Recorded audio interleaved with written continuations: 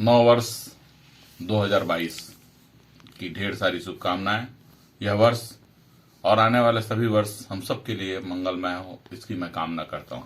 आज 11 जनवरी 2022 को यह वीडियो मैं आधी रात को आप लोगों के सामने भेजूंगा। मेरा ये कहना है कि मैं 10 दिन क्या कर रहा था। अब तक मैंने आप लोगों को नव वर्ष की कोई शुभकामना नहीं दी। बहुत लोगों ने मुझे नव वर्ष की शुभकामना भेजा। वह यह भी सोचे होंगे मैंने क्यों नहीं उनको भेजा। किसी को मैंने नव वर्ष का शुभकामना नहीं दिया। इसका कारण है 10 दिन बहुत चिंतन किया कि आखिर कहां हम जा रहे हैं। संवेदना नाम का जो एक अक्षर है, संवेदना नाम का एक शब्द है, वह शब्द गायब हो गया है। संवेदना अब लोगों के मन से, धर्म से और सभी जाति, संप्रदाय और देश से गायब होता जाता है, विलुप्त होता जा रहा है। उस संवेदना पर मैंने चिंतन किया जिसमें दया, क्षमा, परोपकार, चाहे वो पृथ्वी के प्रति हो या जीव के प्रति हो या स्वयं अपने आप के प्रति हो, संवेदना खत्म होते चल जा रहा।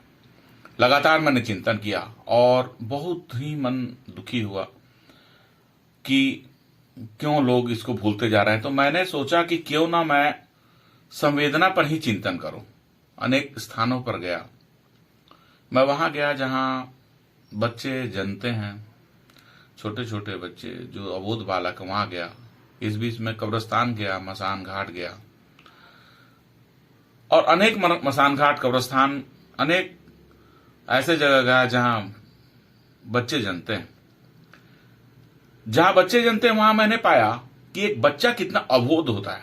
उसके प्रति एक संवेदना उत्पन्न होती है मन में, उसके प्रति एक प्रेम उत्पन्न होता है मन में। वो कितना अबोध बालक, सब कुछ उस बच्चे में देखा मैंने। एक अबोध बालक जो हमारे ऊपर डिपेंड है, माँ के ऊपर डिपेंड है, पिता के ऊपर डिपेंड है, इस पर्यावरण के ऊपर डिपेंडेंट है, मतलब आधारित है। वो कुछ नहीं जानता, ना वो झूठ जानता है, ना कपट जानता है, बस रोता है और कुछ दिन बाद हंसता भी है। प्यार करो तो रोता है, हंसता है, और भूख लगती है तो रोता है। अबोध बालक। आप अबोध हो। जब आप पैदा हुए थे तो आप अबोध थे। जब आप जन्म लिए थे, इस धरा पे आए थे तो अबोध थे। ना आपके पास कोई धर्म था, ना आपके पास कोई जाति थी, ना आपके पास कोई क्षेत्र था, ना आपके पास कोई भाषा था। इसी तरह मैं मसान घाट में गया, कब्रिस्तान में गया, मुर्दे जलते हैं और मैंने देखा कि जो मुर्दे जलते हैं या जो मुर्दे कब्रिस्तान में गड़ते हैं, उनकी स्थिति क्या है। हाथ लटका हुआ है, पैर लटका हुआ है, आंखें खुली है या बंद है, लेकिन सांसें नहीं चल रही है। जैसा ले जाओगे उसको दफना दो या जला दो। तो मैंने 2 चीज लिखा कि व्यक्ति को रोज सुबह प्रातः काल उठ करके ईश्वर का मनन करने के साथ साथ छोटे बच्चों के घरों में जाकर के, जहां छोटे बच्चे हों या हॉस्पिटल में जाकर छोटे बच्चों के साथ 10 मिनट उनके साथ जरूर खेलिए। और याद रखिए, यदि उससे भी ज्यादा कपट बढ़ता है, नहीं ठीक होता है, कपट ठीक कम नहीं होता है, अपना दुष्टता आप में है, तो आप मसान घाट में जाइए, कब्रिस्तान में जाइए, वहां देखिए मुर्दे कैसे जलते हैं या गलते हैं या गड़ते हैं। तो आप पाएंगे कि सबको इसी तरह एक दिन चले जाना है। संवेदना की कमी हमने हजारों जगह देखा है, अनंतों जगह संवेदना की कमी देखी।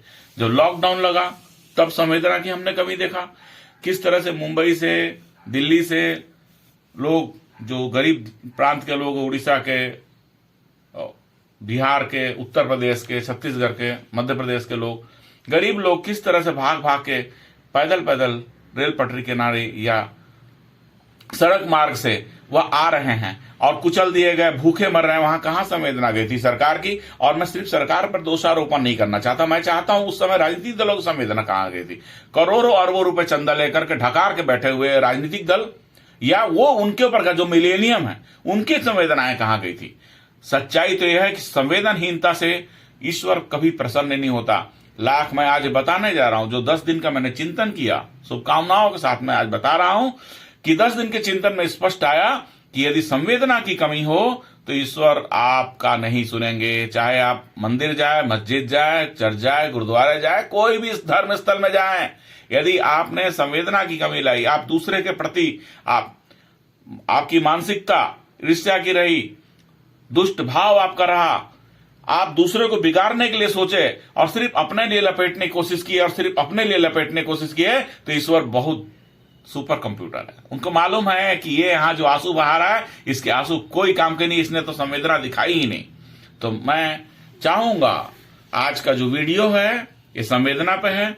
11 जनवरी 2022 को ये वीडियो कर रहा हूं। मैं चाह रहा हूं कि पूरे विश्व में 11 जनवरी को विश्व संवेदना दिवस के रूप में मनाया जाए।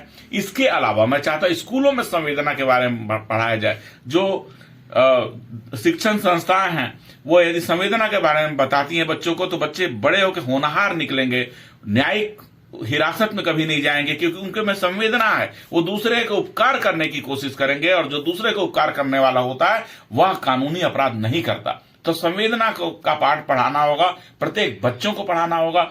जो सरकारी संस्थाएं हैं, सार्वजनिक उपक्रम है या निजी संस्थाएं हैं जहां पर कार्य होते हैं, वहां भी संवेदना के लिए महीने में एक संगोष्ठी का आयोजन हर महीने होना चाहिए।